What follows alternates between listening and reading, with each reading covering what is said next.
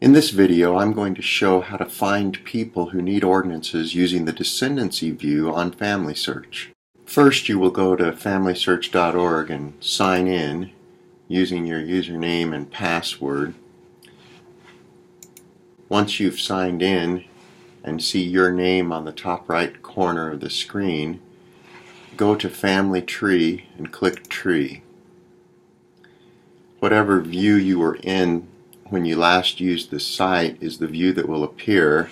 It could be the landscape or the portrait or the fan chart or the Descendancy View. What we want to do is be in the fan chart view. So if you're in one of the other views, click Fan Chart, the little icon that looks like a fan.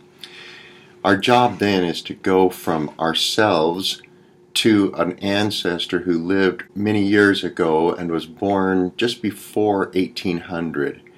So I will pick somebody in the outer rim. You'll notice all of these were born around 1850. That's not far enough back, but FamilySearch's fan chart doesn't give me the generations that include the people who were born in the 1800s. So I'm going to hover over Maria Althofer, and this fan appears at the base of her name. I'll click on it, and Maria will become the primary person in the center of the fan. I'll then go again to the right. You of course could go any place that you want. I'm just doing this as the method that I'm using to keep track of who I've done and who I haven't done. I'm going to pick Mary Polly Taylor, hover, her fan appears, I click it, and now I have a person who was born before 1800 who's in the primary spot. At this point, I click the Descendancy View. Mary Polly Taylor is the primary person with her descendants coming down from her. This one with just the one generation a lot of times doesn't provide enough information or enough people to find a green temple, which would indicate somebody needs ordinances. I got lucky this time and have Nelson Welch, who it appears needs ordinances. However, since you rarely have this kind of luck with a person appearing in the single generation, I would suggest that you either click the 3 or the 4 to expand the number of people that you have as possibilities for needing ordinances. If I click the 4 for 4 generations, it will take a little while for the information to load, but I will come from Mary Polly Taylor and all of these generations will appear. On your screen, you may have it be expanded and these pictures will be taking up a lot of room. You can simply click here and click off the portraits, and that will condense your screen so that it looks like this. You'll notice on the right are these different folders.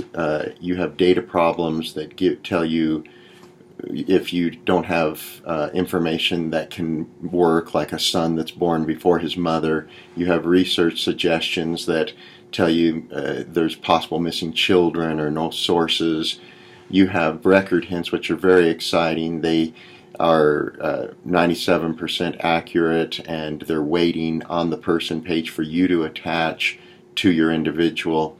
And then the ones that we're looking for are the temples. A blue temple means that the work has already been requested and is in progress. An orange temple means that the work needs to be done, but the person needs more information to have the work requested. And as you go on down, the ones that we're particularly excited about are the green temples. And so you'll see in this instance, where I had one in the previous view, in this view I have many green temples. And the gold ones are equally exciting. All I'll need to do is go into the person page, see what's missing. A lot of times it's a birthplace that's missing or a birth date that's missing. Or if it's they need to be sealed to their spouse, I don't have the spouse information, or the spouse doesn't have the information that's needed. And so I can find it quickly, add it, and then this orange temple becomes a green temple. And so you can see, looking at my screen, I have a lot of opportunities to do work, and the key that I want to stress as I end this video is I do not automatically take these people to the temple. I spend some time with them individually determining whether they really need to go to the temple.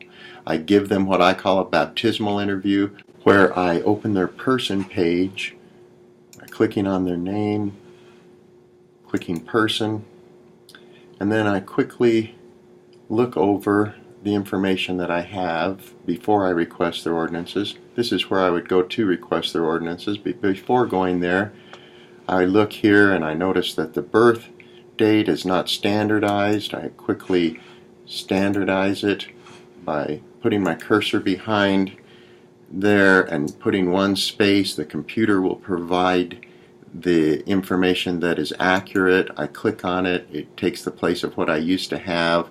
I come behind Indiana, put one space, and Indiana, United States appears. I simply write standardized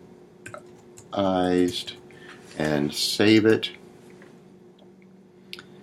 I've now made it so that the computer is able to search this individual better and find records that it might not have found in the old format.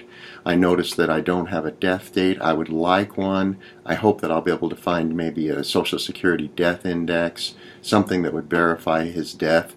I don't have to have that to take him to the temple, but it will be nice if I can. As I continue to go down, I notice that I don't have a spouse. I would love to have a spouse and children. I may be able to find a census record that would tell me who the spouse is and who some children are.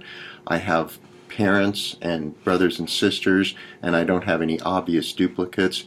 I don't have any sources. I'll want to add sources. The best place to find sources is here in Record Hints. So I've got a draft, World War I draft record.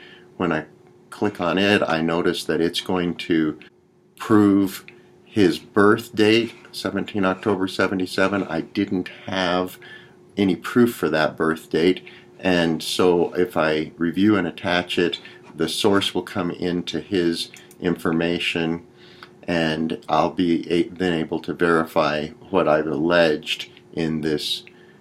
It's very easy to attach a source. I bring over what that is, and I notice that I've got the proof there, so I'm just going to say verifies birth information and attach the source. That's how quick and easy it is to use the Church's Source Linker tool. I now go back to his person. I notice there are no more record hints waiting for me. I would love to find death. I could go to Ancestry or to the other sources in FamilySearch that are not as obvious of a match. MyHeritage, Find My Past, see if I can find something. That's a little bit more of a job, and I won't portray it here.